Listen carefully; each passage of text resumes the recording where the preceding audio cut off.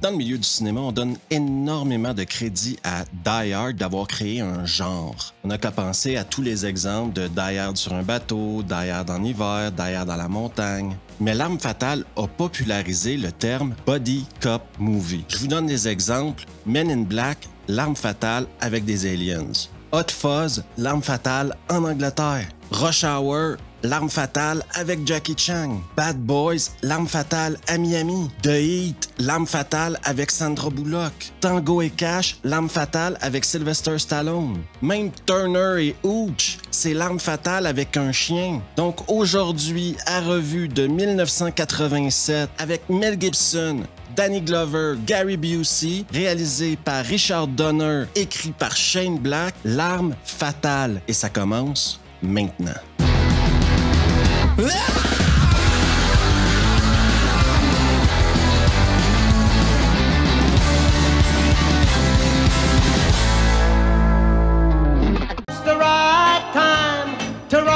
Introduction du film, une jeune femme, ni bord au vent, va se jeter du haut d'un building.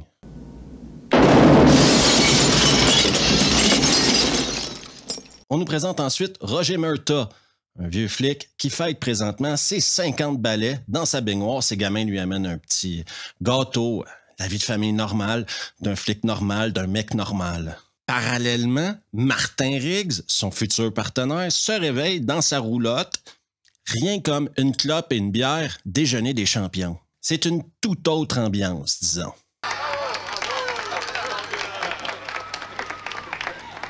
Michael Hunsaker, un des vieux potes de guerre de Roger, essaye de le rejoindre depuis quelques jours. Mais quand il répond à son premier appel de la journée, eh bien, il va se rendre compte que la fille qui s'est suicidée, eh bien, c'était Amanda Hunsaker, la fille de Michael Hunsaker. Quel nom avez-vous dit?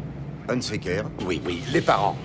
On va également rencontrer Dixie, et c'est important de se souvenir de Dixie dans ce film-là. La pipe, ça essouffle. Vous êtes tordant! Riggs, lui, se retrouve dans une pépinière où on vend des sapins de Noël. Il est là en tant que flic sous couverture pour faire un deal de drogue. La drogue, c'est mal. C'est 100 000 $, crétin! T'es pas chez des amateurs. Il commence à faire le con avec le pognon, montrer qu'il est un peu taré, et là, ça part en couille. Ça va commencer à se tirer dessus entre les flics et la racaille, et on va voir que Riggs, lorsqu'il va se faire prendre en otage, il est pas très stable mentalement. Tu vas fermer ta gueule, on finit avec cette merde!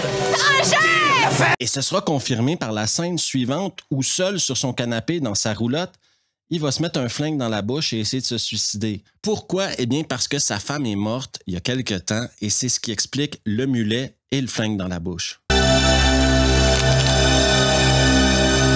Premier contact entre Riggs et Murtaugh, et disons que ça ne commence pas par une accolade. Murtaugh nous raconte un peu le passé de Riggs. On fait de l'exposition, force spéciale, tireur d'élite, spécialiste de tai chi, de jujitsu, d'aïkido, de taekwondo, une arme fatale, quoi. Et Riggs va lui dire d'arrêter ses conneries et de faire face à la vérité. S'il se retrouve avec lui, c'est parce que personne veut travailler avec lui parce qu'il le croit fou, et personne veut travailler avec lui parce qu'il le croit dangereux. La vérité, c'est que Dieu me déteste. Eh ben, fais comme moi, rends-lui la monnaie. Je vous présente Gary Busey en Monsieur Joshua. Exactement le genre de vilain que ce film-là avait besoin pour tenir tête à Murtaugh et Riggs. C'est parti, les gars, ça va pas, hein? C'est dégueulasse, mais arrêtez, merde! Après avoir reçu des informations du labo, j'imagine, Murtaugh va apprendre à Hunsaker que sa fille, elle ne s'est pas vraiment suicidée. Ils avaient empoisonné sa dope. Même sans sauter par la fenêtre, elle n'aurait pas survécu. Hunsaker veut une faveur pour le bon vieux temps parce qu'il a déjà sauvé la vie à Roger durant le Vietnam. Il veut que Roger s'en occupe et il veut que Roger s'en occupe maintenant. Attends, Roger, attends, écoute-moi. Retrouve ces mecs, retrouve-les, je veux que tu les tues. Ça t'est facile. Roger, tu me dois bien ça. En sortant de la banque où Hunsaker travaille, ils vont recevoir un appel à leur voiture. Premier appel pour les deux nouveaux partenaires. Et un suicidaire, Martin Riggs, va essayer d'aller sauver un autre suicidaire, un mec qui est en haut d'un building en train de dire à tout le monde qu'il va sauter. Ouais. Vas-y, prends-la, allez. Prenons notre temps, ils mourront tous les deux du cancer. Comme vous pouvez vous imaginer, Riggs, il va jouer au con un peu, il va menotter l'autre, il va se dire « Si tu sautes, je saute avec toi, donc tu vas être un meurtrier ». Mais l'autre n'aura même pas le temps de sauter, qui ont déjà mis le coussin gonflable, et Riggs va sauter et il va amener le suicidaire avec lui. Connard, on Non mais attendez, je dois vous parler d'une minute, attendez! Murtaugh, il va péter un câble après, mais il va comprendre un truc sur Riggs. Et c'est un truc important à comprendre sur Martin Riggs. Le job n'attend pas, voilà la raison. Si vous écoutez toujours la vidéo, n'hésitez surtout pas à vous abonner, laisser un pouce bleu, un message, activer les notifs, partager la vidéo et on retourne à l'arme fatale. Ils vont maintenant aller chez le producteur-proxénète de Amanda Hunsaker. Oui, parce que Amanda Hunsaker faisait du porno aussi à temps perdu. Et je vous jure, ils arrivent là remplis de bonnes intentions, ils veulent juste lui parler. Mais un coup qu'ils se font tirer dessus au shotgun par le mec, eh ben, ça part en couille. T'as déjà rencontré des gens que tu n'as pas tués. Le soir venu, Murtaugh va inviter Riggs à manger à la maison. C'est une scène hyper importante parce que c'est à partir de ce moment-là que les deux vont commencer à devenir potes. Et on voit aussi que Martin Riggs, il voit à travers Murtaugh la vie qu'il aurait pu avoir si sa femme serait toujours en vie. Et ça met des couches de profondeur au jeu de Mel Gibson, OK? Ils vont prendre une bière sur le bateau de Roger, parler de tout, de rien, de l'affaire Hunsaker. Et avant de partir, Riggs va expliquer à Murtaugh son premier assassinat, quoi. Il avait 19 ans, c'était le Laos, la guerre. Peut-être que 8 ou 10 types au monde auraient pu réussir ce coup. On retourne avec eux le lendemain matin au champ de tir et ça bosse sur des théories sur le cas Amanda Hunsaker. Mais plus loin des théories, on voit un Martin Riggs qui se la pète et pas qu'un peu quand il tire. Et c'est hyper important pour l'histoire de comprendre que Martin Riggs est un tireur d'élite, une machine à tuer. Bonne journée quand même. Vous vous souvenez de Dixie la pute du début du film? Eh bien, ils vont décider d'aller la voir pour lui poser 2 ou 3 questions. Apparemment, ça pue plus qu'on le pense parce qu'un des gamins a vu le même tatouage que Martin Riggs sur l'homme qui est venu poser la bombe. Un tatouage des forces spéciales. Je l'ai très bien vu. Il était pareil, je me rappelle. Il retourne voir Michael Hunsaker afin d'avoir plus de réponses sur ce qui se passe réellement. Et là, ça part en couille. Des ex-membres de la CIA, des ex-membres des forces spéciales, de Shadow Company, importation majeure de drogue, Hunsaker qui blanchit leur argent. Et alors qu'Hunsaker est en train de se vider le cœur sur le point de leur donner de la véritable info, eh bien, c'est revu et il y a des hélicoptères à revue.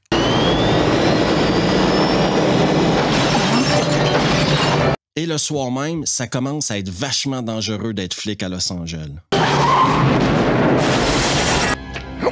Tu portais ton gilet. Mais chaque problème offre une opportunité et maintenant que Joshua croit que Riggs est mort, eh bien, ils pourront utiliser ça à leur avantage. Pouvez-vous nous donner plus d'informations? Le sergent Martin Riggs est mort il y a 1 heure. Mais les choses tournent au cauchemar pour Roger Murtaugh. Ils vont vraiment loin, les salauds. C'est pourri, on prit ma petite fille. Maintenant, on doit y aller aux méthodes de Riggs. Pas de sentiments, pas d'arrestation, on tire pour tuer. On n'a qu'un seul objectif, sauver la fille de Roger. On va avoir les mains sales cette fois, Roger. Attachez-vous parce qu'à partir de maintenant, c'est de l'action que de l'action. On a droit à une des scènes de prise d'otage les plus excitantes du cinéma moderne. Roger sort la grenade. Lâchez ma fille! Joshua tire dans l'épaule de Roger. Ça, je ne le crois pas. Riggs, en sniper, commence le ménage. Riggs se fait capturer. J'avais rencontré quelques tapettes de la Shadow à Saigon en 69. Roger se fait capturer. Jette ton arme! Mets les mains derrière la tête! Une première a revu également un hélico contre une limousine. Joshua et un Chinois vont torturer Riggs afin de savoir ce qu'il sait, jusqu'à quel point Hunsaker s'est ouvert la gueule. Recommence! Encore! Les racleurs, pour faire parler Roger, ils vont amener sa fille. Oh non! Détachez-moi, je vous creverai tous, putain de bordel! Mais Riggs, il a fait le Vietnam. C'est le bordel! Et quand Riggs rentre dans la pièce où il y a Roger et sa fille, eh ben c'est pas pour prendre des photos. Tuez-moi cet enfant de putain! Tuez-le! Tuez-le! Ils vont trouver le moyen de s'en sortir, trouver un flic, lui donner la fille de Roger, lui dire de s'en occuper, d'appeler des renforts. Riggs va partir s'occuper de Monsieur Joshua et Roger va aller s'occuper du général McAllister, le boss de Joshua. Ce qu'il va faire, Roger, c'est tirer sur le chauffeur de McAllister, ce qui va créer un énorme carambolage avec McAllister dans la voiture. Dans la voiture de McAllister, il y avait des grenades. Les grenades vont tomber. Devinez ce qui arrive.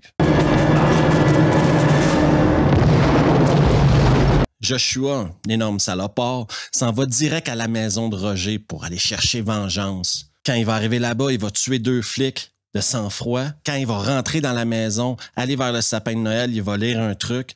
Et là, il y a une voiture de patrouille qui va rentrer direct dans le salon. Et ce n'est pas Noël tant que Riggs et Joshua ne se sont pas battus mano à mano. Devant la moitié des flics de Los Angeles, devant les lumières d'un hélico, je vous le redis, mano à mano. Les premiers pas du Jiu-Jitsu au cinéma, mesdames, messieurs. Mais Joshua, il n'acceptera pas d'être arrêté, d'être défait comme ça.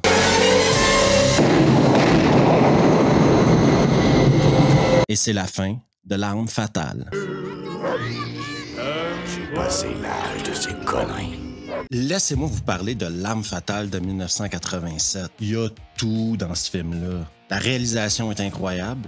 L'histoire est hyper intéressante. Il y a des raisons pourquoi on a essayé de copier ce modèle-là des centaines de fois au cinéma. C'est parce que ça marche. Un vieux flic un peu désabusé qui veut pas trop se faire chier, qui rencontre un élément perturbateur dans sa vie, genre Martin Riggs, eh bien, ça crée une dynamique incroyable entre 2 acteurs. Et le jeu de Mel Gibson, parce qu'on oublie souvent que Mel Gibson, avant de passer pour un taré à cause de sa vie privée, entre autres, était tout un acteur charmant, charismatique. Il était très attachant à l'écran. Et tu mets un Danny Glover avec lui qui a d'autres qualités, qui a de l'air d'être un mec responsable, engagé, bon père de famille, bon flic. Et ça fait en sorte qu'en tant que spectateur, eh bien, wow!